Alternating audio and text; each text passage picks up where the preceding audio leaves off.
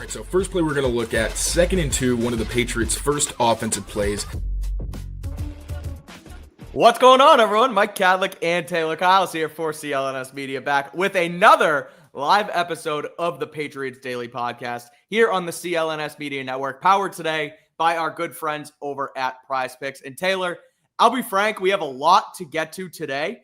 We have Drake Maye's MVP case. We have the fact that the Patriots just throttled the Jets once again, just like old times. We got to talk about the Patriots being AFC East champions once again. We have a couple of headlines to hit, a couple of stories around the NFL that have a lot to do with these New England Patriots. We're going to talk about some of the rookies that impressed yesterday and, frankly, that have impressed throughout the entire season. This rookie class has been straight up phenomenal. And like I said, we're going to end this talking a little bit about Drake Maye's MVP case and why both I and also you think that at this point, Drake Maye is the NFL MVP. But before we dive into it, before we get to the headlines, before we talk about AFC East, since this is going to be a long show, we're going to ease into it. Usually I feel like I rush through these things. But Taylor, how are you doing? How does it feel to have successfully gotten over the 13-win hump that you so confidently predicted earlier this year? And more importantly, how was your trip back from New York and how are you feeling after the holiday? I was going to say, how am I feeling? I'm feeling damn tired. I have been sleeping on Liz's childhood mattress. Not childhood, but like the mattress she has at home. We all know how that is when you have to go to your parents' place, and it's just not really the setup you're used to. So, and the trip was awesome, very fun, but I am quite tired, but it helps a lot when you have the caffeine that is victory. So I'm feeling really good, man. And, when it comes to 13-win prediction, I know – some are poking holes. Like I know that for ESPN getting my abbreviations mixed up. I told you I was tired. NBC brought up how after the summer, I mentioned that I thought that maybe it was going to be more like 9 or 10 after seeing, what some things looked like after, actually seeing them on the field. But I mean, I think it still is. While there were some reasons that we got right and some reasons that we got wrong, I feel like we were both on similar pages of like they could probably have a lot more success than people anticipate, but a lot of things would have to go right. And hell, a lot of things went right. So honestly, I'm not too interested in a victory tour. It's fun to retweet and everything and poke fun. Of course. But I'm just happy that we get to cover a winning team after, for me, it's been 2 years, and for you, it's 3 years. I missed 2022. So I kind of lucked out in not seeing the incompetence that was that team. But we've gotten out of it, man, and it's really cool being on the other side. It's a whirlwind a little bit. Like I feel like it's something that we're kind of just taking as it comes because Drake Maye is doing something different every week and they're just, showing people that they are legit. But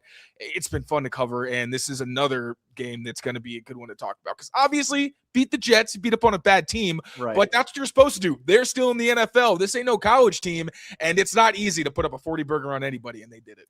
And I think it's funny, too, you mentioned, like, it's different. It feels good to, cover a winning team. And as you continue to cover sports for a living, you become less and less of a fan. I grew up a Patriots fan. I don't consider myself a fan anymore. It's almost like you kind of feel like you're a part of the team, like you're on the ride with them in a way. It's like, kind of like not literally, we didn't do anything. We're in the locker room. We literally do get the feeling of like when things were bad in that locker room, like we're human beings. You feel when a lot of people are upset because they've lost like 10, 8, whatever games in a row.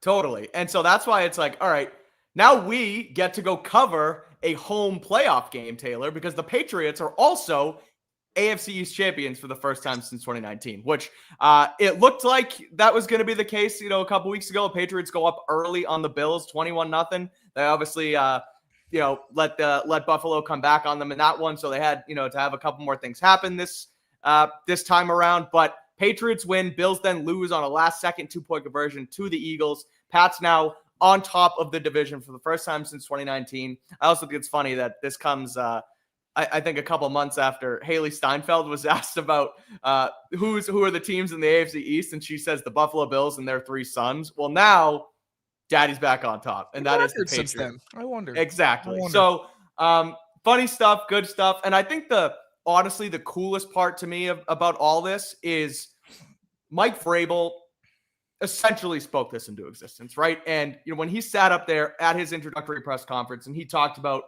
what this team's goals are, and he said straight up, We want to try and win the division. We want to host home playoff games. We want to compete for championships. And then he also added that we want to build an identity and we want to take advantage of bad football. Now, they've checked the division box. That in turn means they're hosting home playoff games. And the reason they've been able to do that is that identity. And I think that was on display fully yesterday against the Jets, where they could have easily went into that game and done just enough to win and keep their not literally their streak alive, because that broke against Buffalo, but keep their successful season alive and come out with a 1-score win or what have you, and just make it happen. But no, they stepped on the Jets' throats just like this team used to, just like they should have done, because they're a far superior team. And I think that attitude and this moxie that they have, and it obviously also ties into when they're watching the game on the buses on the way home and they see the Bills miss the 2-point conversion, they come off and they have their hat and t-shirts. And Vrabel said it this morning, they celebrate for 15 minutes and then it's on to Miami because they have a lot more to get done this season in their eyes. So it truly kind of does feel like a team of destiny here, the Patriots, where there's a lot of comparisons to 2001, a young defensive head coach who comes in and tries to build a culture, and the second-year quarterback who plays a little bit ahead of schedule, and a defense that, now granted, this defense is, has had its ups and downs, but there's a lot of comparisons to some old Patriots teams here. And again, they still have a long way to go. They still have a heavy and tough road to the Super Bowl, but yesterday's game and the way they've just been able to, continue to week after week stay impressive, and kind of it caps off with a 30-plus point win against the Jets yesterday. I just thought that yesterday, even though it was only a win against the Jets, it really was kind of a microcosm and put the season in a little bit of a vacuum. And you don't really get credit for not playing down to your competition, because that's what you're supposed to do. But the New York games, the past two that they played, really show that rather than resting on their laurels, which they could do, and we've seen Bill Belichick and Tom Brady Patriots teams. Like, I always remember there was this one game in Jacksonville where they were hot and they went down there and looked like a completely different team for pretty much until like the fourth quarter, I feel like, until they really kind of got the kick in the pants they needed. And no, this is the kind of team where if you're bad, they're just going to kick the shit out of you. Right. And that's been very cool to see, where that's the one thing I've been worried about is, okay, if you do play your inferior competition, I don't know how to feel, because we have seen Patriots teams where maybe they'll punch up, but also when they play bad teams, it almost feels like they kind of rest on their laurels a little bit. And even at times this season, we've seen maybe not against the necessarily bad competition, but against teams where they do find an early lead and they do have success. Sometimes it does feel like they kind of pull up and start letting other teams in, which came back to bite them in a big way against the Bills. But now in the past two games, I think we're seeing that they are really finishing. I mean, there's also the caveat of everybody got pulled before the third quarter ended, which even there you're like, okay, did they finish? Because it wasn't literally 60 minutes of football. Right.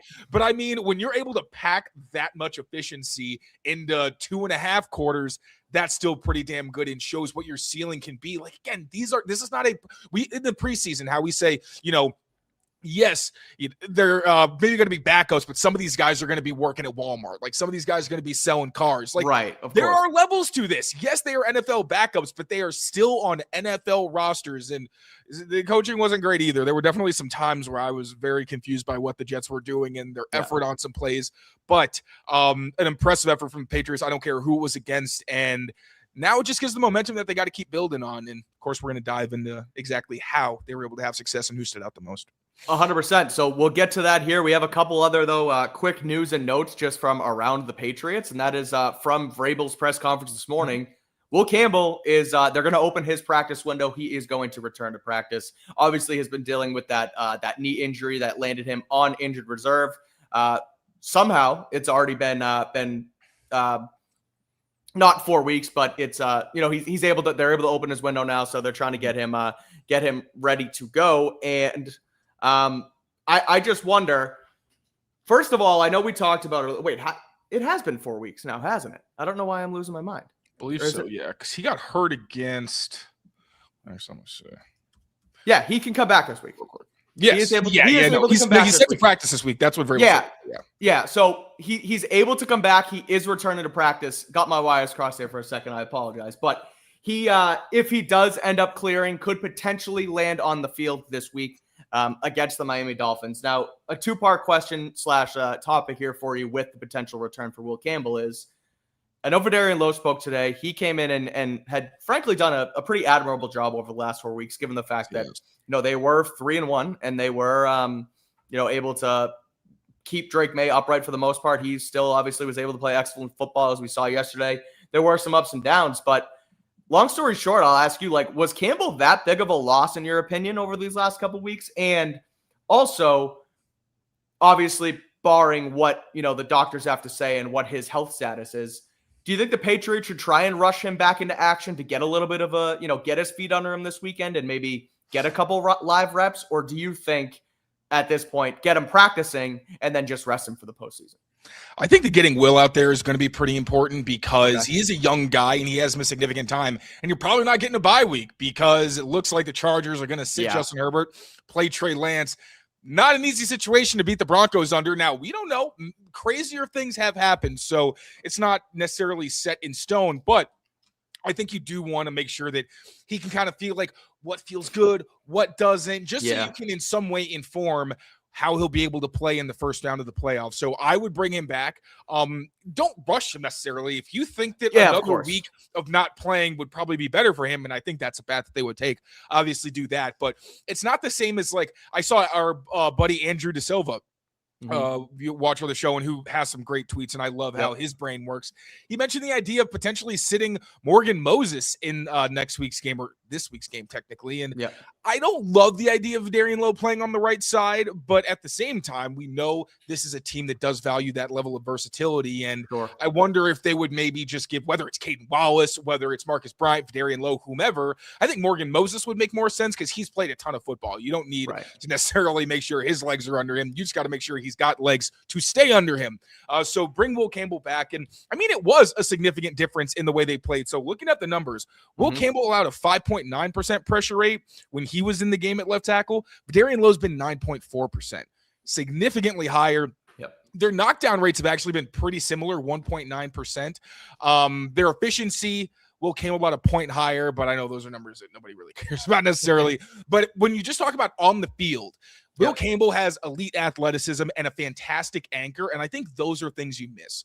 Where Vidarian Lowe against the Ravens, maybe some of it was, being on the road and not being able to hear well. I don't know, but there were multiple snaps where he was just smoked off the ball. I love that people are finally appreciating Vidarian Lowe for what he is, and they're in my comments saying nice things about him, which I love. But that was really, I think, his worst game as a Patriot against the Ravens, where there were times where he looked completely helpless, whereas in other points in his career, sometimes you understand maybe it's coaching or whatever, but it just felt like, there wasn't a whole lot they could do on some reps with him. So that, and also he's a taller guy. So when guys get under him, they can walk him back. Both of these things have happened to Will Campbell at times. We said it when he got hurt. He hasn't been perfect, but I do think his ability to anchor is superior. And obviously he's, one of the best athletes at the position that we've seen in a long time. So I do think that Will Campbell being back will be significant. Vidarian Lowe has brought that veteran experience, been pretty good when it comes to the mental side of the game, but Will Campbell is someone who you want to soak up as much information. Also, doesn't have a huge drop off from the mental side. It's not like he's having all of these lapses. When they happen, you're kind of like, oh, that was weird. So that part of it, I think, is going to be a little different. But getting Will Campbell back will be big for this team, especially the run game as well. That's where I think that while Vidarian Lowe has been better than I expected, and I want to give him his flowers for that, Will Campbell was one of their best run blockers. So that would be huge, especially given the way the run game has gone recently. Definitely. And I want to loop that into the Justin Herbert thing. But just while we're on the topic of sort of potential roster moves, did want to also add that Patriots released cornerback Miles Battle and interior offensive lineman Brendan Hymes today. Feel like that, at least the Hymes move potentially has to do with the fact that they're gearing up to either add Campbell or Milton Williams back onto this roster. Both guys now eligible to return to the active roster. So those guys are, at least right now, have been released. They were on the active roster, could come back to the practice squad, guys that have been here for the entire season. But on that note, and with now the news that, we can talk about here, is that Justin Herbert is not playing for the Denver Broncos, and the Patriots need the Broncos to lose in order to obtain the 1 seed. That's where we're at right now. I feel like the attitude, the vibe, the way that this has kind of gone down right now is they should be playing for the 1 seed. I don't think that's really a question. The Patriots, obviously, I think, given where they're at, the fact that they're relatively banged up, that they don't have necessarily the postseason experience to be able to have to rummage through 3 different teams and then go on the road. Like, it's tough, and that's a huge advantage to be able to have the bye and then have home field advantage throughout. So I think the idea that they wouldn't play for this is silly, but I also look at it and kind of looping the Will Campbell angle into it. It feels like since these teams are both going to be playing at 4:30, you can't really couch it with, oh, okay, we have no chance, so let's rest guys. You kind of have to play, scoreboard watch, and go from there. I just don't see Denver losing this game with Trey Lance and company under center for LA. So my take on it is play your starters, play your guys, get Will in there, get Drake in there, let them run around a little bit, get their feet under them, and then sit them at around halftime, barring any significant change in the AFC West game that they'll obviously be able to quite literally scoreboard watch inside Gillette Stadium. So that feels like the right way to do this and the right decision that they could make. But just wanted to get your thoughts too on the fact that, LA is basically saying, we don't care what wild card spot we land, we're going to rest our guy and go from there. I mean, if you've seen any Chargers games since they really got hammered by injuries on the offensive line, I think you'll know why. Yeah, because right. Justin Herbert has been on the verge of death in so many of his recent games. So, yeah, I think it makes a lot of sense not to start him and give him just a boxer's chance to survive in the last game, or when they actually do end up in the playoffs. And also, imagine how crazy it would be if Trey Lance does beat the Broncos and the Patriots go from, like, obviously you're hoping it. I don't think anybody's going to be expecting it going in. No. And then you go from possibly having to play a rested Justin Herbert in a team that really is going to be a tough matchup in that wild card round and potentially getting a bye week. Right. That would be a pretty cool change of fortune. But what? I mean, you're hoping that it's a repeat of the Jets game where you're able to just get to such a crazy lead in the beginning that it really doesn't matter whether or not, or what the situation is with the Broncos-Chargers game. You can kind of do what you want and make sure guys are rested anyway.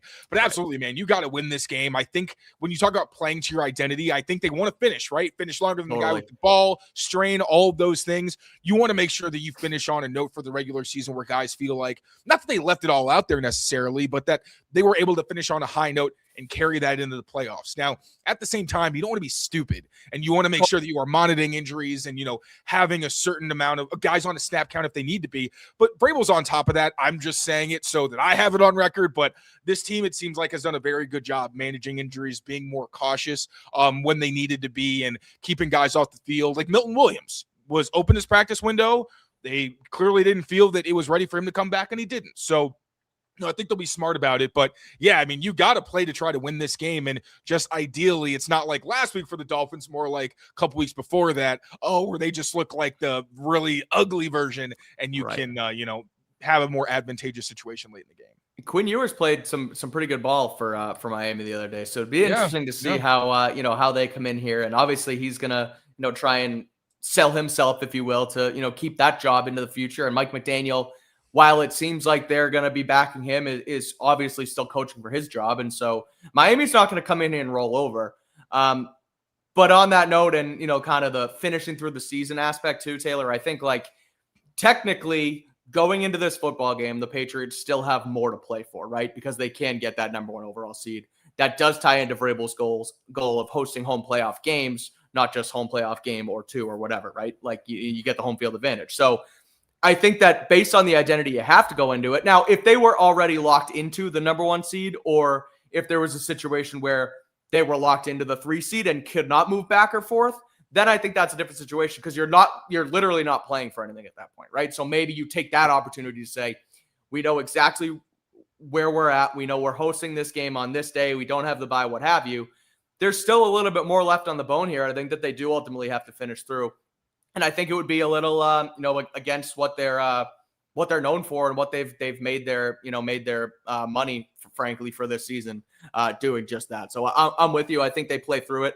And unfortunate, I would say, for the Patriots that the Chargers sit in Herbert, but it also makes sense given where they're at, and they would rather just get themselves to the postseason healthy and be able to move forward that way. So that's the big news in the AFC now, is that Justin Herbert out for the Chargers this weekend, making the Patriots' path to the number 1 seed that much more difficult.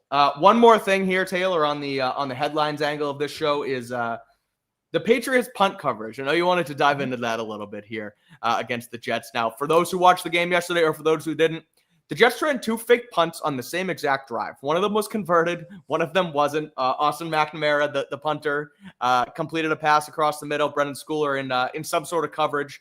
Now, kind of silly for the Jets to run 2 fakes on the same drive, but it's the Jets, and we understand that they're throwing everything against the wall over these last couple weeks. But the way they covered it, the way they were, kind of, I guess, saw it and sniffed it out and understood that, something fishy might happen was interesting to you. And I know you wanted to kind of break that down. So what did you see on that drive from the Patriots special teams that piqued your interest? Yeah, so obviously in the game, you don't really want to excuse giving up a fake punt ever. But when Mike Vrabel spoke about it, he really was like, yeah, their guy made a play and didn't harp on it. Now, of course, it was a blowout win. Probably don't want to really, like you said, harp on a negative to the media. But I believe and understand the sentiment kind of because of the context of the actual play. So the Patriots had actually seen that similar kind of look a couple times, but when they saw it right before halftime, so the fake that was successful happened in the third quarter. Brendan Schooler, when the Jets were about to punt after the 2-minute warning, before he completely committed to the gunner, he was more like inside, kind of in a linebacker sort of role. He started going back, but looked back towards the line of scrimmage just in case somebody leaked out. There was also some communication going on where I think everybody had an idea that something might be happening, but like Pettis completely committed. Brendan did not. So when the play came again, you actually saw Schooler do the same thing, and he hesitates and starts to go downfield, but then the up back slips out, which I honestly thought was a really good design from the Jets. When I looked, I don't think they had actually shown that at any other point this season, and it's hard to really defend unscouted looks. You may know that something's coming, but you don't know exactly what. So I'm not sure if maybe Schooler was expecting an inbreaker or something like that from the gunner. Is like sometimes you'll see guys run like slant concepts or something like that because they're pretty much just regular routes when they do those fakes. So I thought that was interesting. And really, if Schooler had sold out to actually cover the gunner, that might have been a touchdown. There weren't a whole lot of bodies to do anything about that if the player was able to catch that ball in space. And then the second time they tried to fake, I kind of understand why they did it because it was a different look and they tried to catch the Patriots sleeping because, as Mike Vrabel pointed out, they overloaded the left side of the line thinking that the Patriots wouldn't really be able to dissect it, but they had the gray team out there, and the gray team is the one with like real defensive linemen and some of more of their starters. So those guys can get a lot better push on the line of scrimmage, like Tonga. He used to be a part of it. And what ended up happening on that play was they did adjust. CHIASSON Chasson, basically the Jets tried to run like an outside zone concept to the left. CHIASSON Chasson dents the line of scrimmage. Jelani Tavai does a good job kind of in the same area. And Del Pettis just jacked up the tight end on the edge and blew him up into the backfield. Corey Durden came up from the backside and was able to clean it up. So I understand maybe, if you want to be nitpicky, the frustration with them giving up the conversion there, but it was a good design. I still was impressed by the fact that they had an idea something was coming and didn't turn it into something way worse. And then to see something else on the same drive and still be able to adjust on the fly and capitalize, I thought that was really cool. So kudos to Jeremy Springer and Tom Quinn. Obviously, once again, don't want to give up the conversion, but their guys were prepared for it. Just, got to tip your cap sometimes. And it's also, too, like, it's not like, again, they didn't give up a fake punt touchdown, right? They handled it. And, yeah, it's essentially like they converted on a 4th and short, and they got 5 yards, and they went forward. Obviously, again, like you said, you want to not give up fake punts. Like, it's not, we're not excusing it. But the way you explain it, the idea that, they saw it, they sniffed it out, and they kind of kept it moving from there, and were able to stop it later in the drive was huge. So, Vrabel gave Springer and Quinn a lot of, a good pat on the back today as well, and how they've kind of worked together. He said that he had worked with Quinn in the past. So he clearly trusts those guys, and I think next time I'm sure that they won't allow the fake punt moving forward when they see the same look. So that is our headline section here. We are going to dive into this game a little bit more. We have a rookie report coming. We're going to give out some game balls. And then, of course, we're going to make the case for Drake Maye being the NFL MVP. But before we get to all of that, I got to tell you guys about our friends over at PrizePicks, because this episode and every episode of Patriots Daily is brought to you by PrizePicks. Whether you're starting a new routine or making player picks for the first time, trying something new can be hard, but in life and on PrizePicks, it always feels good to be right. With high-pressure playoff matchups every single weekend and elite basketball action almost every night, The action never stops, and PrizePicks lets you take control. They have a new feature now on PrizePicks. It's called early payouts. So even if your player gets off to a hot start, you now have the option to cash out those winnings before the game even finishes. They also have new social feed features on PrizePicks, so you can share your PrizePicks with your friends, copy lineups from winners with a single click, and so much more. PrizePicks now offers stacks as well. You can pick the same player up to 3 times in the same lineup. So if you want to pick more on Steph Curry's points, 3-pointers, and assists, you can do that all in the same lineup. So download the PrizePicks app today, create an account, and use code CLNS to get $50 in lineups after you play your first $5 lineup. Again, that's code CLNS to get $50 in lineups after you play your first $5 lineup. PrizePicks, it's good to be right. All right, Taylor. Patriots rookie class has been definitely an interesting discussion. Really, over the last couple of years, we've seen some of the brutal rookie classes, friends who they brought in over the last couple seasons. We talked about it the other day, even on the show, where that one class where it was basically just Drake Maye and Marcellus Dial was in there as well, but he's on season-ending IR. And the rest of that class, Caden Wallace is still on the team. The rest of those guys are gone. And I saw you tweet the screenshot of Elliott Wolf in the picture with the hat today. Imagine telling Elliott Wolf and this front office that they would be AFC East champs just a year after. That man was probably going through it last year. Oh, so yeah. Good for him. Yeah. Good for him. Like, we were over here trying to be like, can we maybe back off the guy given all things that were happening? And we didn't even know how bad things were. So, yeah, sorry. Good for him. No. That was I love that tweet because he's sitting there cheesing. He's probably like, how the hell did I get here right now? So, but no, they brought in a outstanding rookie class. We obviously know TreVeyon Henderson and Will Campbell, the guys at the top of it. Jared Wilson has been an impact starter for the majority of the season. But more specifically yesterday, given the fact that they were dealing with some injuries on the specifically in the receiver room, Efton Chism scores his first touchdown. Kyle Williams makes a couple impact plays.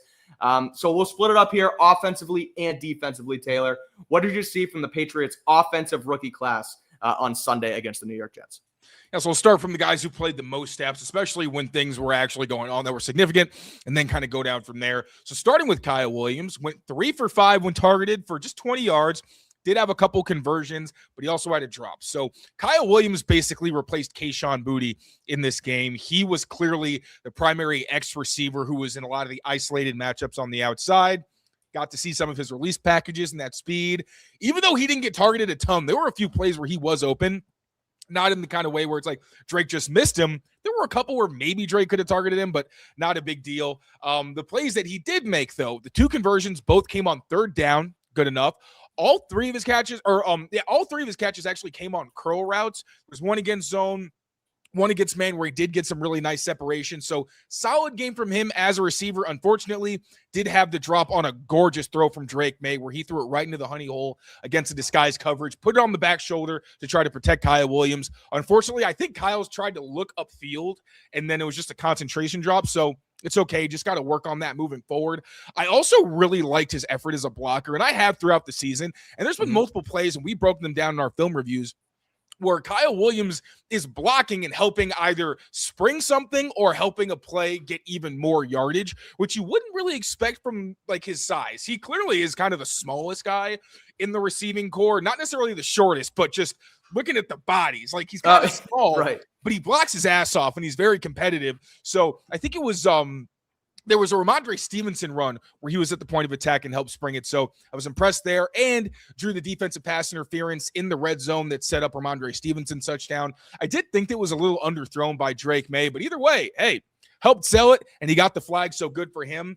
The only other critique I had was didn't get both of his feet down on a stop and go where I also thought he didn't sell it great. He kind of stopped. I like to see guys look back briefly. I think we've seen Kayshon Boutte do something like that. So wasn't the best sell, but he still got open because he's super fast. And the catch was actually really impressive. Again, just couldn't get the 2 feet down. And that was the play where like Stefon Diggs is like, you were this close, but Drake Maye is running down the sideline, throwing the jacket off, like, give it to him. So Solid day from Kyle Williams. Not spectacular, but again, I also liked what he was doing when he wasn't the target on the play. Just need to be more consistent at the catch point. Let me quickly throw this note in on Kyle before we move on to Chism. And we talked about it yesterday on postgame before you came on. But I really liked the fact that it didn't feel like he was solely a deep threat for them yesterday, right? They found him intermediately. They hit him on a comeback. They hit him on I think a crossing route at some point. It felt like he was not just Drake sees this matchup. It's one-on-one. I'm just going to go find him because I know we can beat them this way, right? It felt like he was more integrated in how they want to run the offense on a down-to-down basis and on like I guess more of a chunk play basis rather than just a home run ball. I thought that was promising for, his ability in this offense moving forward, that he's not just that take the top off guy, but someone who they can find in space as well. And I also love seeing him run those curls because you get the stop and go. That opens everything up because you're either going to force defenses to consistently respect it and just let you catch those curl routes for chunk plays every once in a while. Right. Or they're going to say, all right, I want to get a little greedy and I may, jump on it. And then he can toast him on the double moves. So It was, like you said, cool to see him get involved in a different way. And Efton Chism, now kind of the opposite situation where he was targeted less, but just made the absolute most of most of both of his targets. I can't actually say that because, on the slant, obviously, that was awesome. The Patriots finally find some kind of solution to cover zero. Great throw from Drake Maye before he took a hit. Efton Chism with the concentration on a tight window throw. Unfortunately, did stumble because really he would have had a Looked touchdown. Like he got a little nervous. He's like, holy shit, I caught a football in the NFL. What do I do now? He just got excited. Like, I think it really seemed like he just was like, oh, I think I got the end zone and no one's in front of me. But obviously it didn't work out. But it's okay because then he did make another catch on another dime from Drake Maye on that bootleg, runs the corner route and makes that diving catch. So that was good. But what I loved even more was his blocking, similar to Kyle Williams, but Efton Chism. Like, Kyle Williams blocking and his effort are impressive. Chism is a madman, truly blocks like it's the last snap he's ever going to take. And you understand because the guy's on the not on the practice squad, but he's usually he is on the practice squad technically, in the way that they use him on during the week. But I mean, he's sprinting downfield to block people. There are plays where he's on the backside and you know that his guy isn't going to make a play and he's still trying to drive him back. And there were multiple plays where he either, kind of like Kyle Williams, either helped spring somebody or just helped to extend. So the effort he shows is fantastic. He, as we expected, was really the Mac Hollins replacement and played a ton because Demario Douglas still dealing with that hamstring, didn't really play much. But Efton Chism was more than happy to make the most of his reps. And I know Drake Maye said, he just keeps doing the right stuff. Yeah. And when I looked, I was kind of waiting for a negative for Efton Chism. I couldn't find one. Even on some other of the downfield routes where you wouldn't really expect him to be quite as good. He's so quick and shifty at the top of routes, which small white receiver, I'm going to call him shifty, but he's on the outside getting separation on dig routes. You can see the Mac Hollins influence where he kind of fakes the out before he goes back inside. And you can see a future where this is a guy who can create separation against NFL defenders. Granted, the Jets aren't the best example of that necessarily. But also Efton Chism, I mean, this is some of the few offensive reps that he's gotten. So I was really impressed with him and I'm excited to see what he continues to do. TreVeyon Henderson had a sneakily productive day. When he finished, I think he averaged 4.2 yards. He had 82 total, slipped a couple tackles, had 3 explosive runs. So, I mean, I didn't during the game think he was really that productive. I definitely thought the physicality showed. He had some really nice footwork. I love how he works in contested spaces. That I thought was really impressive. He's got some really nifty footwork. And he finished. He was running guys over. Also had some nice cutbacks on outside zone. So solid day for TreVeyon Henderson. He might have good for him to also take on a little the lion's share of the carries in the backfield a week after coming out of concussion protocol. I think that was huge too. Yeah. And it seems like I don't really know what it is at this point because RHAMONDRE has had a few weeks from the toe injury. I don't know if they still just want to monitor him or what. But TreVeyon made the most of those carries as well. There were some where he got stuffed, but I didn't really think those were on him. He might have missed opportunities for some bigger plays on downhill runs, but he still got really big gains on them either way. So not the crazy explosive game for TreVeyon Henderson, but he earned his yards and also still did have the 3 explosive carries. So good stuff from him. CJ Dupree got some run as well on the offensive side of the ball, but didn't really have much to report from him. Yeah, that was kind of like you said, the end of game stuff with the backups or what have you. But No, again, a great showing from these guys. Obviously, Henderson kind of manning up the backfield. And then the two young receivers, like we just mentioned, showing that they could potentially have a role in this offense, not just down the stretch of this season. Might be a little thin there, but for years to come, if Chism can play the way he did yesterday, and Kyle Williams can as well, some sneaky draft pick / a UDF day in Chism. That can help out the receiver core for years to come. Flipping over to the defense, Taylor. Obviously, the big one has always been all season long, Craig Woodson, but a couple noteworthy performances from some other rookies on that side of the ball as well. And we'll loop in special teams as well, because we obviously have Borregales and Julian Ashby on the kicking team. Yep. So, of course, Craig Woodson led the defense, or at least for the starting unit, in snaps. It was a quiet day for him. He only, I think, recorded a pressure in this one. And that was it was that kind of game. Sometimes at safety, you're just not around the action. And there were some times where, he's in man coverage when he's in the box. He also obviously spent some time in the deep part of the field. It just really, he's always very forceful against the run. There was one rep where he got doubled. There was one initial blocker, then a puller came around and took him, and he stood his ground and helped somebody else make a tackle. So that was the only real impact play. There was a cover zero blitz where he came unblocked, got a little bit of pressure, but just a quiet day from Craig Woodson. Not the worst thing in the world. I really didn't think it was anything alarming. Just seeing the stat line, I'm like, how the hell did he just not do anything? Yeah, right. Also did have a tackle on special teams on a pretty good effort. He kind of was inside and the runner tried to bounce it and he didn't get picked off and forced him to the sideline. So solid job there. Elijah Ponder played a little bit inside outside, similar to Braden Swinson. And they're using Ponder in a lot of different roles. So he's sometimes lining up at linebacker. He's almost like a Harold Landry for them, where Landry, sometimes you'll see him bump up and he'll be inside in some of their 4-3 base looks. Elijah Ponder also dropping into coverage. They're doing a lot with him. And I thought he made some plays. He had 2 successful bull rushes against Armand Membu, got a hit on one, a hurry on another. And Membu's a good player, maybe a dirty player. Yeah, I was going to say. But still, in that power rush for Elijah Ponder, sometimes he kind of looks like he doesn't know what he's doing sometimes, and that's understandable. He's young, he's a UDFA. He may have had a lot of moves in college, but you need to be very refined for those to work in the NFL. But when he uses his power, even some of the better tackles in the NFL get walked back. So that's something he can build on as he continues to get older. Also had good lane discipline at the point of attack to help spring Johnson on the opening kickoff. Dearness Johnson obviously started the game with a really explosive return. Part of that was due to Elijah Ponder. And we talked about that during the preseason, where there was a play where I think he got penalized or something early on for kind of holding a guy. This was really smart. He just took the guy where he wanted to go, didn't do anything extra, and was able to do the right thing there. Also forced a returner inside on another one. He was really active on the special teams unit, which you want to see from a guy like that. And there was a play where he slipped under a puller and helped out on a Christian Ellis run stuff. Only negative plays for him. He missed a tackle on kickoff coverage. He kind of cheated inside. And there were just a couple other runs where he got caught inside. Sometimes he was slanting, but I think there was one where he just kind of cheated again and kind of got taken advantage of. So discipline has been suspect at times, but still shows some flashes. Braden Swinson, they used him quite a bit, more than I expected, mostly as a situational pass rusher. Didn't do a whole lot. He really mostly stuck with power earlier on in the game. Didn't get a whole lot of push. Granted, Olufashanu and Armand Membu were very good tackles. In terms of young guys, there's not a whole lot of better ones that you're going to face in the NFL. But later in the game, he started breaking out more stuff. He started to get a pressure on a spin move inside, but then he got stuck inside and allowed the quarterback to get out, tried to draw a hold. I don't really think it was there, and the refs didn't see it either. So I was underwhelmed by Braden Swinson, unfortunately, but also the guy was getting his first defensive action in his career, so understandable there. Eric Gregory actually did continue to flash at times. He had a swim move when he got into the backfield immediately on a TFL, had a stack and shed in the fourth quarter.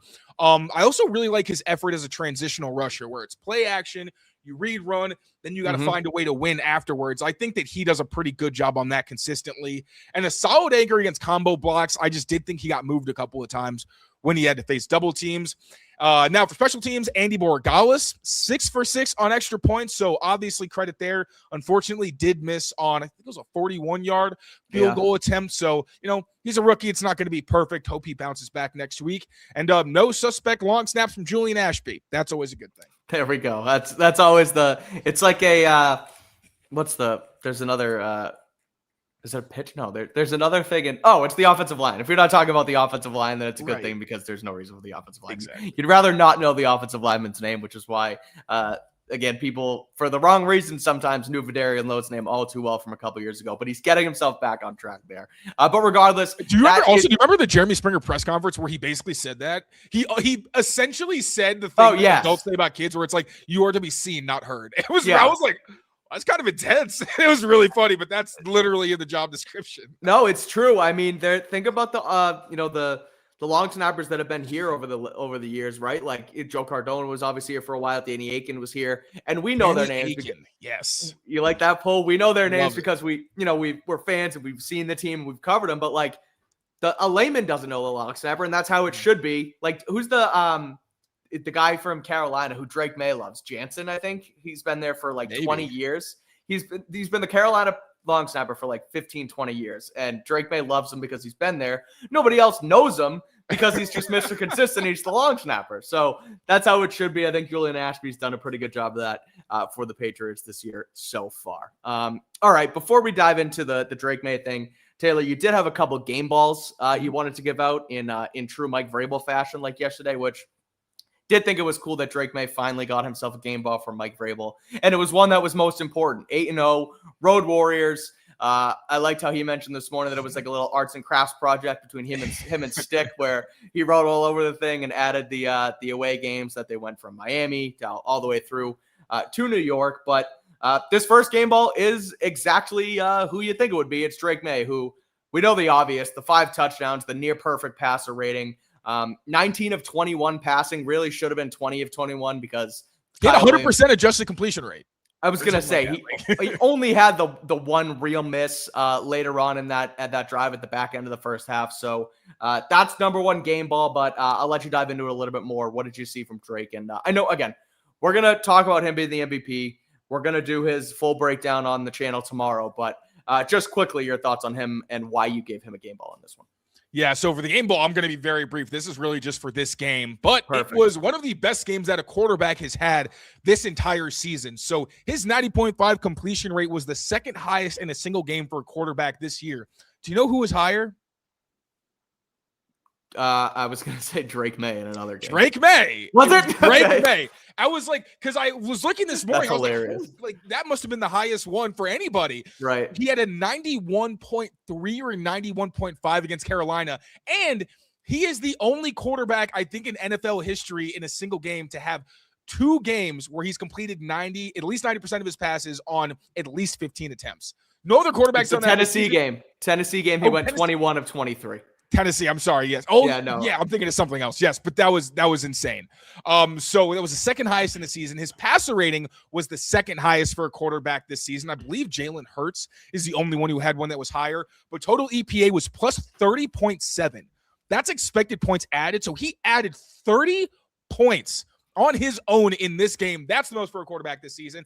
His EPA per dropback was plus 1.28. He's the only quarterback who has had a plus 1 EPA per dropback in a game this season. And completion rate over expected plus 24.9. I think that's also one where Jalen Hurts is the only player who has been superior to him. So you have that kind of efficiency. And even last night, I remember thinking, and I said that I felt like it wasn't just Drake Maye. Like, there was good scheme. The receivers helped him out. And that was true because he had 4.2 average yards of target separation. That was his most for a game this entire season. So, yes, there were times where the scheme helped him out, and even sometimes where the like Hunter Henry bailing him out on the throw behind him or inside on the corner route. But also Drake was dealing, and even in the film, you could just appreciate it more because you could see the disguises that the Jets were trying to throw at him. You could see even like the touchdown to Austin Hooper. He puts just enough air on that the Jets linebacker tries to get it and can't. Live, I didn't notice. I was like, that's a solid throw. And I was like, oh. That was actually really good. So This was one of those games where the film was even more impressive, which is crazy. I was glad Vidarian Lowe was like, I didn't know he was cooking like that during the game. The action, I didn't realize. And I could tell he was being consistent, but it didn't feel like, holy crap, this is one of the best games a quarterback has had today and in NFL history. It felt more like, wow, Drake is having, a really good Drake Maye game. Just a testament to how good he is. So, Drake Maye gets the first game ball. I tried to even make an excuse for, Mike Vrabel's already done it, to give other guys a spotlight. But nah, man, this was an insane game. And I didn't even give it the credence it deserved at the time. And that was even admitting, like, I only had a couple nitpicks. It was throwing downfield on the screen that was late. Like, that was weird. I was honestly surprised he made kind of such a silly decision. And then the one that was a little bit behind Hunter Henry. But then I look and I see, now I'm kind of ranting, but whatever. I'll talk about other stuff later. But there were a couple other throws that he almost made where against man coverage, statistically, he was literally perfect. All 5 of his touchdowns were against man coverage, and he didn't throw an incompletion. There were some that didn't count. One was the roughing the passer and taunting penalty, where he lets Diggs get past the first window on a crossing route and puts it perfectly. The corner is literally on Diggs's hip. It's the only reason it wasn't a completion. And on top of that, as soon as he let it go, he got hit in the back and took a shot to the face, which is like not even a rare occurrence. He gets hit like that. Not often because he doesn't take a ton of hits, but like he gets hit in the face a decent amount. So he finally got a flag. And we pointed that out last week that he got hit in the face and they didn't say anything. So he got freaking clobbered on that play and still made it. And then he tried to throw deep to Demario Douglas against a disguised cover 2. The only reason it kind of just fluttered out of his hand, Morgan Moses got pushed back, and as he threw, his right leg got whipped out from under him, so the ball just went. But it's the same kind of throw that we saw against the Bengals where Drake says, okay, I got Demario Douglas against the linebacker. I'm going to let it rip. Like, I was so mad we got robbed of that play. So, again, there even like the completions, there were maybe I'll talk about Drake less later because I'm already doing it, but it's all good. Whatever. There were even like checkdowns I thought that were really smart where he's going through his progressions quickly, taking the profit. We're up 20 points. I really don't need to force this throw. Let me just go short. The decisiveness, the maturity, the scramble I thought was maybe his best play just mentally, where it's a great disguise from the Jets. I was like, you know what? For a game where I was not impressed by the Jets very much at all, that one I was like, this is Belichickian, where you have a linebacker all the way out wide against TreVeyon Henderson and every indication that the Jets are playing some form of cover 1. You even have Quintez Stiggers, I think it was, as the number 3, kind of like you see with Stefon Gilmore, where he'd be in the middle of a cover 2 zone in a way that you'd usually see a linebacker. Great disguise. They literally have it perfect where they almost trap Stefon Diggs' route. Drake's about to throw, doesn't, instead escapes out the back door. And it was one of the things that Vrabel highlighted when I asked about Drake being so poised against disguises. And then even the sack. The sack was impressive because he wants to throw to Hunter Henry, sees that the corner to that side where Hunter's going and the safety have switched roles. So the corner is right there, and if he throws it, could either pick it off potentially or just hammer Hunter Henry. He starts to throw, again, double clutches, then tries to do the little shovel pass he loves to do to TreVeyon Henderson, but sees the linebacker is kind of there and it wouldn't be really smart. So he starts to, brings it back into his body, gets a hand on the ball right as he's about to take the sack. Like, that's one where I'm saying, hey, it wasn't there. You didn't want to take an unnecessary risk.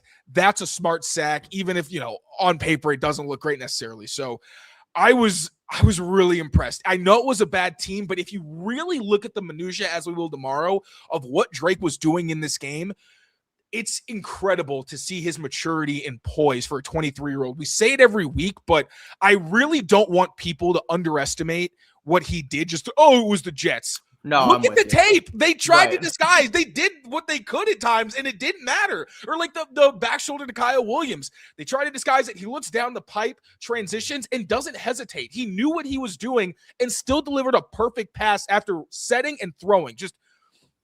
I'm watching it just like blown away by what he's doing. So you know what? The Drake Maye segment later is going to be shorter. It'll be short and sweet. He deserved this game ball for reasons that you couldn't even appreciate as much live. Like there were even tweets or plays that I tweeted about during the game trying to break down what happened and had to go back because there was something else I missed that was even more impressive. So hell of a game from Drake Maye. Not just his best statistically against a bad defense, but a game that I felt like the mental side of his game and what he's learned this year and how he's continued to improve every week really showed and set him up to just have a ridiculously efficient game with a stat line that we literally have never seen before.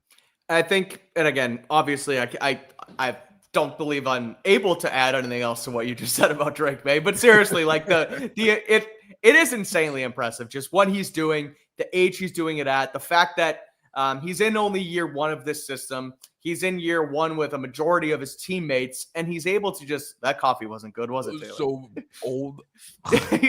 He's not able to, this is year one, step one of this guy's career. And the fact that he's doing what he's done this season, we'll get to it later. In my opinion, he's the MVP. He's been the MVP. I know you've turned tide a little bit this week after last night's game, and deservedly so. Again, he gets game ball number one. I believe these ones will be a little bit shorter, Taylor, but game ball number two. I also didn't even talk about the throw to Diggs, the scramble. I didn't even talk about his best throw of the game. We'll talk about it here. Stefon Diggs, 6 receptions, 101 yards, and the touchdown on basically the same play of the Patriots that helped the Patriots win Super Bowl 51 against the Falcons on that quick screen on the goal line. Diggs scores again, and he has his second 100-yard game in a row, his third of the season, and he is right on the cusp of an 1,000-yard season here with the Patriots, which is something I don't think we would have thought when they originally signed him last year. I was going to say, I think we said he'd probably have like 800. We said they were going to spread the ball around, so they probably weren't even going to be able to have a 1,000-yard receiver. But when you have Stefon Diggs just going nuclear in some of these games, it's going to happen. Now, by the numbers, he was one of the best receiving performances of the week. Highest receiving grade among all qualified wide receivers, 91.6. That was his second game this season with a receiving grade, of 90 or higher. The other, of course, was that road game in Buffalo. Yep. His wide receiver rating was a perfect 158.3. That was tied for the highest, of course, among all wide receivers. Had 5 conversions, tied for the second most, and 5.32 yards per route run. That was 4th most among wide receivers. And then just looking at the tape, what really impressed me, and I can't wait to talk about this tomorrow in our film review, was just the chemistry that he keeps showing with Drake. Last week, the big one that stood out was he's supposed to run a corner, very quickly throttles backwards into space, and Drake sees it. This time it was that scramble where they're running a quick concept. Drake, he looks left and just nothing is going right. Vidarian Lowe got a solid cut block, but the edge defender got back up. He's standing as Drake's about to throw the ball. Also have Hunter Henry in double coverage. Also have the quick out for Kyle Williams. His defender has his hips pointed in a way where he might break on the ball if Drake Maye throws it. So he looks there, doesn't like it, looks to the backside, and because it was a quick concept, both edge defenders got cut blocked. So Morgan Moses' guy also is standing up and is trying to get after him. Drake still gets outside the pocket. Stefon Diggs knows his guy's in trouble, and, he said yesterday, I try not to make too big of a deal out of it. And I can see why, because it doesn't look like he's really actively thinking when he does it. It's just seamless.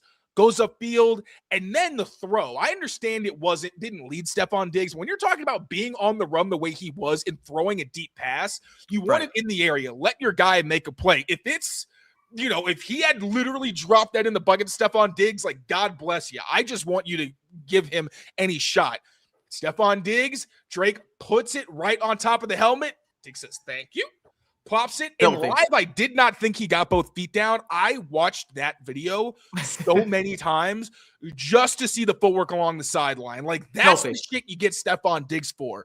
Right. That level of spatial awareness, the awareness to even get open in the first place, and then the execution to go up and just be the aggressor and dominate at the catch point was fantastic. And you also saw it in more subtle ways. We're on the juke routes. Think of how many times we've broken down a juke route where it felt like the quarterback and receiver, for years back, they weren't really on the same page, and it leads to incompletions. It can lead to interceptions, just ugly plays. Yep. There were times where Diggs would execute the juke route and look at Drake. When you look, you're not supposed to keep moving really, because then it's confusing. The quarterback's trying to throw to you when he has your eyes. But there was once against man coverage and another time against Jamie and Sherwood in zone where Diggs knows that the leverage that he has isn't great and breaks a third time on the route, and Drake doesn't really look nervous about it. There was one where he starts to throw and doesn't because he doesn't like it, and then seamlessly throws it after. That happened twice. So things like that, another couple of chunk plays over the middle on crossing routes, taking advantage of coverages from the Jets. Those were more 7-on-7 type plays where not a lot of pressure, just get the ball to your guy and let him go to work. So great game there from Stefon Diggs, man. And Vrabel said it. He needed Diggs to step up. Not like he played more snaps. It was a pretty similar role in a lot of ways for Diggs, but stepping up as that go-to rather than, you got two rookies in there. It's harder to spread the ball around the way you want to. Drake did his best, but, kudos to Stefon Diggs making big, big plays and also continuing to show that rapport with Drake and helping in his development. Like, now you 100%. Can see what it looks like when Drake has a receiver where they are in lockstep. Like with Hunter Henry, we usually see it, but we've seen some of the inconsistencies. Matt Collins, we know it's inconsistent. Kayshon Boutte, even, like, he's got his role, but you don't get a whole lot of times to see, like the way they both adjusted to the zone coverage is great. So that's been very, very fun to watch how he's allowed Drake to show what a cerebral passer that he is. No, I think the thing that I've been so impressed with Diggs really over the last 2 weeks, obviously the veteran ability to, like you said, read the sideline on that highlight reel play was just absolutely filthy. But it's the little things. It's the understanding and reading coverage on the juke route. That's a staple of this offense. So the ability to be on the exact same page as your quarterback and know, I'm going to throw the ball here against this coverage because these guys do that. And to be able to have the wide receiver to do that, especially in year one in Stefon Diggs, has been ginormous for Drake Maye, especially, again, over the last couple weeks. So a great performance yesterday that kind of hopefully will dovetail into these two continuing to do the same exact thing in the postseason, which is, again, what they really, I would say, want him for. We talked about, December Diggs and what people talked about that last week was, but January Diggs is right around the corner here. You get postseason Diggs, which is exciting. All right, a couple more game balls here. Next one goes to RHAMONDRE Stevenson, who, as you see on screen, 8 carries, 47 yards, and a rushing touchdown, but also their second leading receiver with 5 catches for 55 yards and a score as well. We think of RHAMONDRE as the bell cow, but if they're saying, hey, we're going to kind of limit him a little bit at this point in the season to make sure that he's fresh, gosh darn, it's working. It feels like every week we're like, RHAMONDRE looks like his old self. I feel like he's running as well as he has in his career. Yesterday was some of the best football I've seen RHAMONDRE Stevenson play. Like, it really was. It just his ability to, obviously we know what he does in the passing game as a protector, but his ability to run the ball effectively and get, more than just 2 to 3 yards in a cloud of dust, but some chunk gains, be a receiver, catch the football, not fumble. Like, that was the perfect RHAMONDRE Stevenson game yesterday. Exactly what I think they want out of him in this sort of dual threat, double-headed backfield. 1,000%. Like, making people miss. There was that one play where a defender, like, I thought the Patriots ran into some really bad looks in this game, to be honest. Like, there were times there were 8 guys in the box. They had 7 blockers, and there was just no shot unless the running back made somebody miss before he got to the line. There was one where RHAMONDRE jukes the guy, then spins out of a tackle, keeps going, and runs for an even bigger gain. Like, I just thought the shiftiness he showed was something that we don't always see for him. Have seen more in recent weeks, but it's been so lost with the amount of times that he's had to make chicken salad out of chicken shit over the past couple of years. But now he's actually getting some run lanes. But even when he's not, he's making extra yards the way that you really expect RHAMONDRE to. And even as a receiver, like, you think about the touchdown where, great scheme from Josh McDaniels, because people may think, like, how dumb to have a rookie edge rusher against RHAMONDRE Stevenson. Sure. I think they were expecting, because of the look they showed for RHAMONDRE, because usually when they get mug looks, RHAMONDRE will step up and block the guy in the hole. If he doesn't, and he's in more of a typical alignment behind the tackle or the guard, he'll either chip or he'll go to the flat. So I think they were like, all right, worst case scenario, our rookie has to follow RHAMONDRE short. Right. Probably not going to go there anyway. Instead, he goes vertical, and you could see that was the intention of the play. So it was a great route there. Great job tracking it, bringing it in, although he was wide open. But even on the other throw, where he jukes another guy and gets more yards, just the elusiveness, the contact balance, the power, it's phenomenal. Hopefully we get more RHAMONDRE in the playoffs when it gets colder, so he can really thrive. But it's been really cool to see him look like vintage RHAMONDRE as both the receiver and rusher, and showing people that, when he protects the ball, I think you could still debate the contract, because it is a big contract. Sure. But I mean, when he plays like that, you're like, oh, right. That's what they saw, that there's pretty much nothing he can't do. So good for RHAMONDRE any year in this game ball. Great game out of him. All right, 2 more here. We'll loop them in together. On the defensive side of the football, Taylor, you're giving game balls to both CLNS CHIASSON and Christian Ellis. What'd you see from those guys? So CLNS he gets it really for defense, just because he did so many things. I was thinking about Anthony Jennings. He had a vintage game against the run and really popped. So kind of honorary game ball to him. But CLNS had a batted pass, a quarterback hit, stuffed a run, and he stuffed a punt. So batted pass was almost an interception. He read a screen perfectly, got his hands up, and he actually talked about Mike Smith and how he's helped his preparation process, where when CHIASSON was signed, we mentioned his IQ was really high, and he made a lot of passes, got his hands on some balls when he was with the Raiders, and Mike Smith has only helped. He said, like, Mike Smith never goes home, and I can see why, because when we're watching tape in the room and Mike Smith comes in, because he goes into the media workroom, who doesn't know when we do our interviews, he'll literally watch film with us, like, right at the beginning, like, for a couple plays or something, and he's a junkie for football, so you could definitely see that. So just his awareness was awesome. On the run stuff, he worked over the top of the line and just went untouched. That was pretty impressive. Also, obviously, set the hard edge on the fake punt. And he won inside against Olufashanu on a spin move. So TreVeyon Henderson just for being an impactful defender for a second week in a row. And as we've seen throughout the season, him making some big plays that kind of affect the momentum of the game. And Christian Ellis gets it more for his work on special teams. There was a lot of good special teams performances. Marte Mapu was also very good. Christian Ellis was a demon. He was in on 4 tackles. There were 3 solo wins and another one where he was double teamed. And rather than just standing there, the returner actually broke some tackles and was about to come out of the scrum. And Christian Ellis worked through the double and finished on the play. So TreVeyon Henderson for being impactful in multiple phases, run defender, pass rusher, and a special teamer on the great team. And Christian Ellis for his work on kick coverage was just outstanding. All right. Those are our game balls here from yesterday's 42-10 throttling of the New York Jets. That brings the Patriots to 13-3, which brings us, Taylor, to how we're going to close out this show. Now, we've been at it for a while. We just passed the hour mark of the show. I know you just talked a lot about Drake Maye, but given the circumstances, given that yesterday was, I would say probably, yesterday was his best game as a pro, 100%. So, given that, given where the Patriots are at, and the conversation around Drake Maye right now, because throughout most of the season, it's been him and Matthew Stafford in the MVP conversation.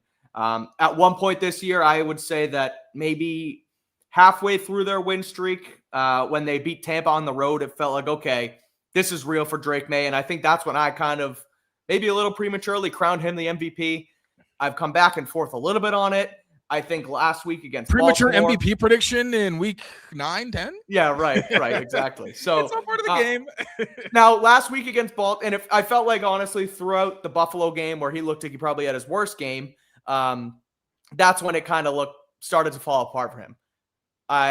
The reason I'm kind of talking through it through my eyes is because after Baltimore last week, when he brought them back, I changed course again. I said, no, Drake Maye is the MVP. He deserves it over Matthew Stafford. I don't think you were there yet. You've been on Stafford for most of the year. You've tried to couch the MVP talk a little bit from Drake. Now, yesterday, after that game, he's back on top for you. So I'm going to give you the floor, and I'm going to have you make your case for why Drake Maye. And we know the basics, right? I mean, they're 13-3. He leads the league in passer rating. He leads the league in QBR, completion percentage, yards per attempt. Obviously, the raw counting stats, he's top 5 in touchdown passes, passing yards, all that good stuff. Like, that's all there. We've seen it. But there's some other kind of reasons in here, too, that I know you outlined here. So the floor is yours. Why is Drake Maye the MVP of the NFL in 2025? Yeah, so with the Bills game, my thing was that was the one time I've really seen Drake never find any rhythm. Where even when he did things right, there were things that needed to be addressed where, like, the ball placement wasn't very good or, XYZ. And I said at the time, he needed to kind of go nuclear down the stretch for me to really feel like he was back in the conversation. I think that was also after Stafford had some crazy performance. And it was just definitely like, that might be it, honestly, unless Stafford kind of poops the bed or whatever. Right. Then you see the end of the Ravens game. And kind of like that game, it's more about how you finish. You can have your stumbles, but if you are just going to be lights out down the stretch, regardless of opponent, that says a lot. So after the Ravens game, I was back in it thinking, okay, I think I even tweeted, like, I'm back in. I think that he's definitely one of the top 2 at least, even though I still kind of felt that it might have been Stafford.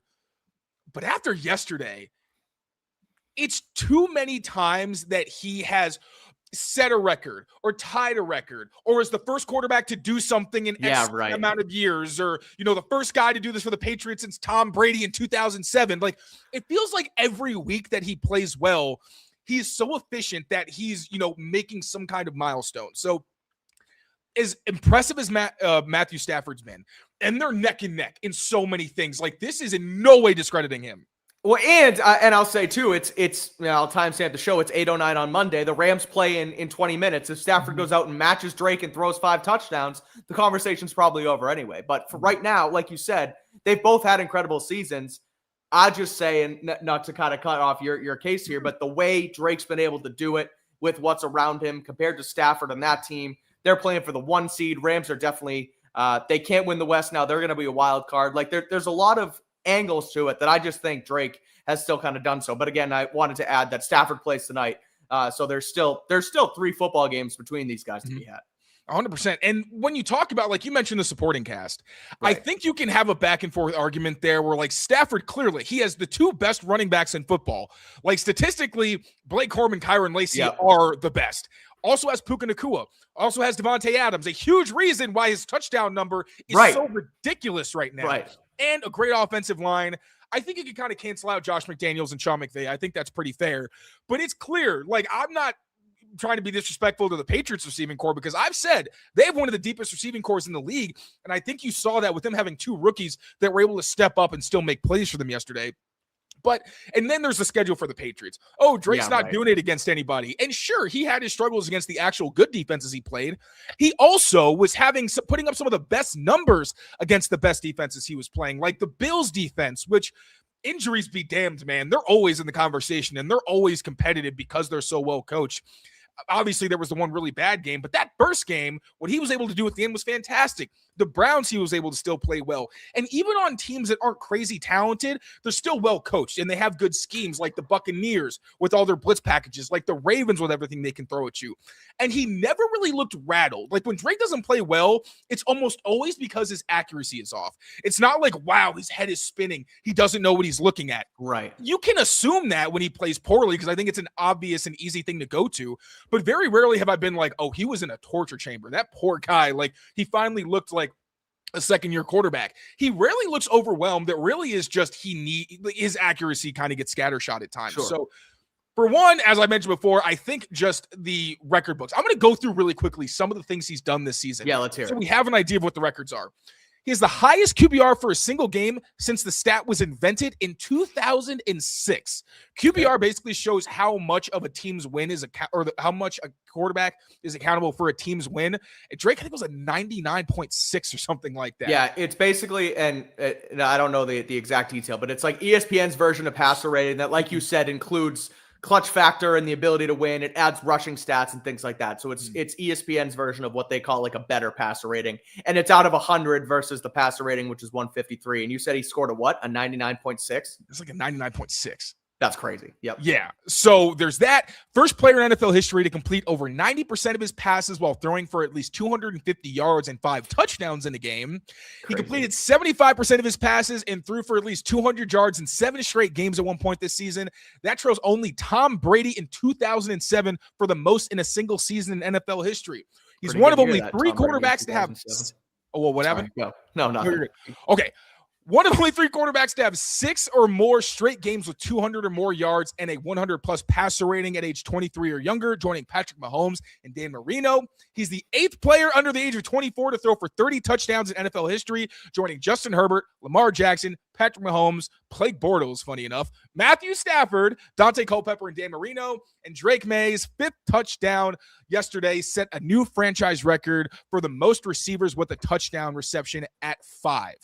So, again, it's when he plays well, he's usually doing something that is historic or at least is outstanding in recent history. Then you can look at efficiency, where when you look at young quarterbacks, you think, okay, there are going to be some stats that go their way, some that don't, where like they'll have some glaring issues, but also they'll do something to make up for it.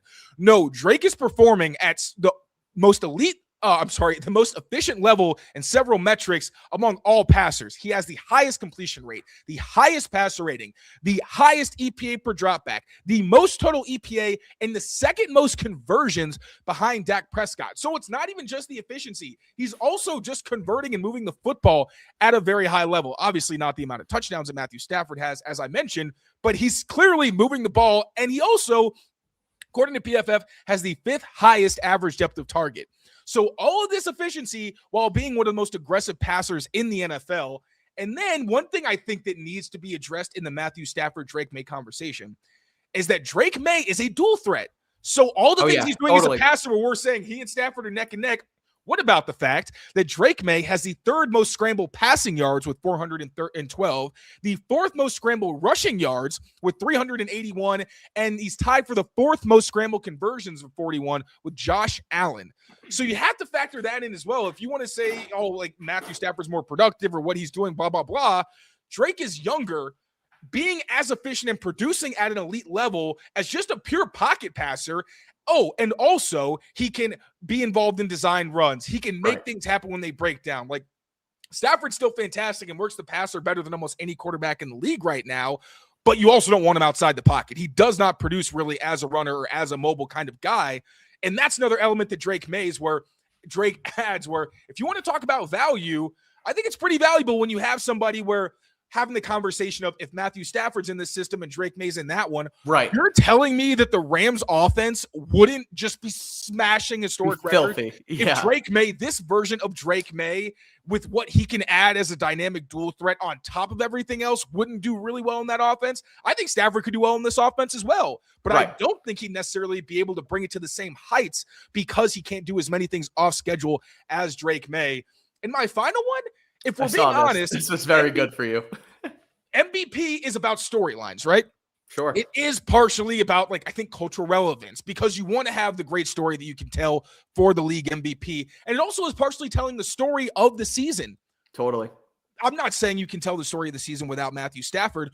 You literally cannot even start talking about this season without Drake Maye. And I want to get your thoughts on this too, because you cover the entire league for SI. Yeah. But you have the Drake Maye thing, which is maybe like the hottest, I feel like, trend for a single player in the NFL this season. I can't think of one that's good, that's really more prevalent, where it's like the anti-9. Yeah, right. 9 was very popular because it was ridiculous and it made JJ McCarthy look pretty silly. The Drake Maye thing, where it's not an alter ego, but it's like persona kind of thing.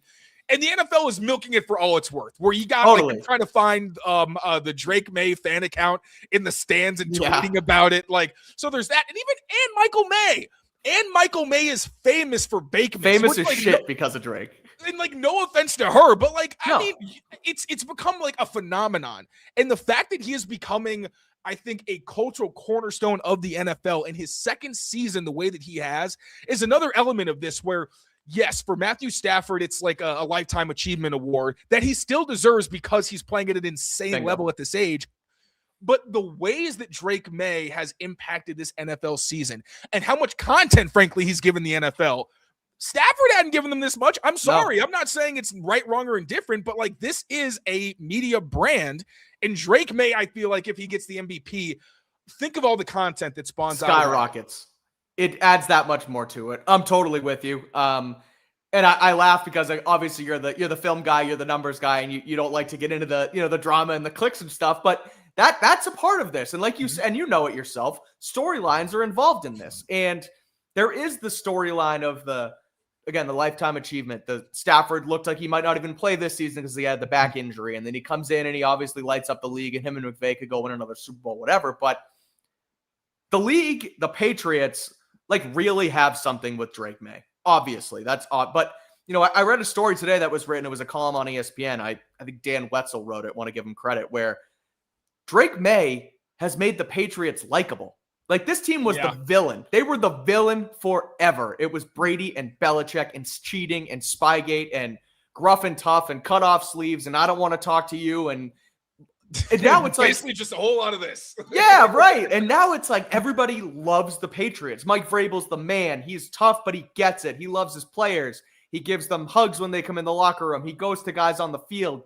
Drake Maye is, again, you mentioned the Drake Maye thing. Like, his more than innocent, like, Southern Belle wife is now like a TikTok star who you read her comments and it's just like, make sure Drake gets an oatmeal cream pie cookies tonight before he goes to bed. Giselle never fed us. Giselle never baked for us. Like, yeah. So like, and again, does that really, on the, when you read the bylines of why a player should win MVP, And Michael May's not going to be in there, to be fair. Right, and it shouldn't. But it should be the most valuable player. And I think either way, whichever way you skin the cat, I think Drake Maye deserves the MVP because I do think that he's been the most valuable player for this team that could potentially have the 1 seed, if not the 2 seed, that has completely turned it around.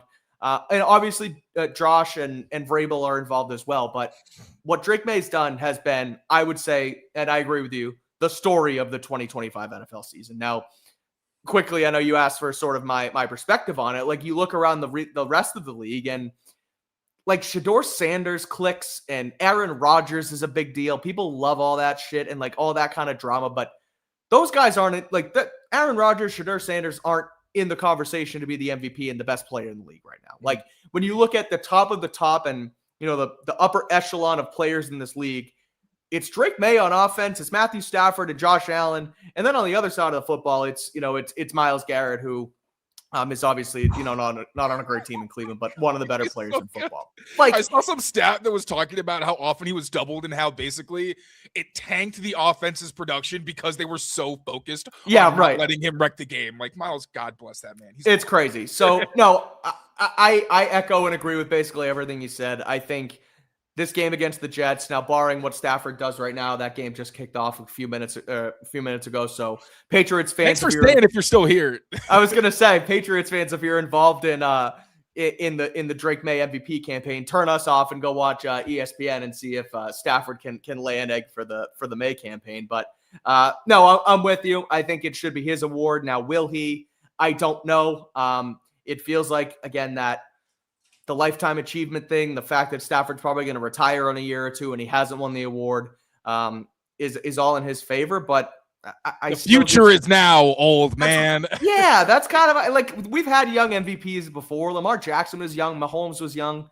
I think Drake deserves it, and I think both guys do. But I think the right answer right now is Drake Maye to be the MVP.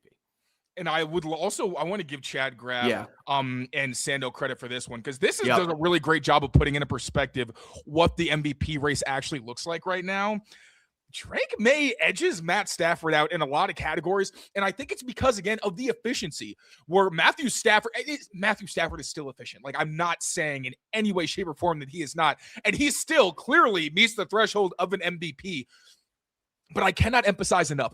We are talking about a 23-year-old doing this. The only other people that are really in this conversation in history are like, did Dan Marino win MVP when he was young? I want to say he might have, but I know Lamar was young. I know Mahomes was young. And we're talking about generational players, and that's what this is. Like, I understand that this is a special season for Matthew Stafford. Marino was 23 as well. There you go. Like, this is a generational season that we might not see again for, obviously we've seen it 3 times now in like 10 years. So it may not seem quite as special, but again, I just don't know, because if Drake Maye doesn't get this, he's not going to get Offensive Player of the Year. No. There's no way to properly commemorate the fact that he is doing something we rarely ever see. So and again, even with the Stafford years and Lamar Jackson years, I think I think Mahomes' highlights may have been higher, where he was just doing like truly crazy shit that we had. You're talking about the Mahomes year? Mahomes year, yeah. That was different. 50 touchdowns, all that shit. Yeah, definitely. Of course, but like, it really is just the efficiency of seeing a quarterback like Mahomes still looked young. Lamar still looked young. Their talent just made it so it didn't matter. You're seeing Drake operate like he's been in the NFL for 10 years, to the point where teams are doing everything they can to slow him down. As I said earlier, they're trying disguises. They're trying blitzes. They're trying rushing 3. They're trying, we'll pop guys out where he doesn't know, blah, blah, blah. Right. He's not fazed by it. It's crazy. So again, it's right here in the numbers. It's in the tape. It is not taking anything away from Matthew Stafford. It's just looking at the different perspectives, and it would just feel criminal to let Drake Maye get out of the season doing what he's done and not give him the MVP award. Stafford could win it. I mean, then Maye might win it again. Who knows? But again, it's phenomenal, and it really, more than ever, as someone who's flip-flop, feels like you are missing a huge opportunity if you don't reward him for what he's done. And to close us out here, it feels like, obviously, the Stafford thing is, okay, he won't have many more opportunities to win it, but you also never know if and when Drake Maye has a season like this ever again. Like, he could have another good 5-10 years and be efficient and help them into the playoffs, but this could be it for Drake Maye. You never really know. Like, and that's why I think, maybe I don't know. I don't think the lifetime achievement aspect for Stafford should weigh in. I do think it ultimately will, depending on how they finish the next couple games. But the long and short of it is, Drake Maye has done, as to answer the question on the bottom of the screen, has Drake Maye done enough to win NFL MVP? 100%. He has done enough. Now it's just up to the voters to see what side they're on between him and Stafford. But I think it's 100% between those two. And that's kind of where it sits right now. I also want people comment if you're watching, like, what is the case that Stafford has over Drake? I feel like it's literally the touchdowns. I know. And that, like, raw stats, he's more productive. And I understand, but like the fact that they're so close, I feel like I'm just going to end up repeating myself, but I don't see at this point with how special this season is, other than the lifetime achievement thing and the pure production. Yeah, right.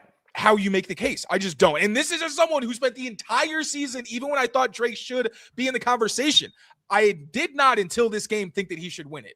But now the harder schedule with a better roster also. Right. Like no one's saying the Patriots roster is bad. I think that's the wash. Right. They're not that's that backfield. They're not that offensive line. They're not Devontae in the red zone. They're not Puka Nacua in space and all those things. Like it's not, I understand those caveats, but I think that's a thing where you can say things at least cancel out. Totally. It's going to be interesting. I'm excited. And I think after yesterday's game, Drake really cut, at least betting odds wise, he cut right into Stafford. I think Stafford's still a favorite, but only slightly. It's going to be close. I feel like it may be one of the closer MVP votes we've seen in a while. And I know Pelissero does like an annual, I guess, weighing the state of the league and who might win or whatever. And he posted a couple weeks ago and it looked like Stafford was far and away going to win it. But I think the tide has changed a little bit the last couple weeks and May has really gotten himself involved. I'm excited. I'm curious to see how they vote on it. And it'll be fun covering Super Bowl week, potentially out there. If the Patriots get there, we'll see. Could be fun. Crossing our fingers, TBD. But if they continue to play the way they did yesterday against the Jets, 42-10, what's up? What do you got?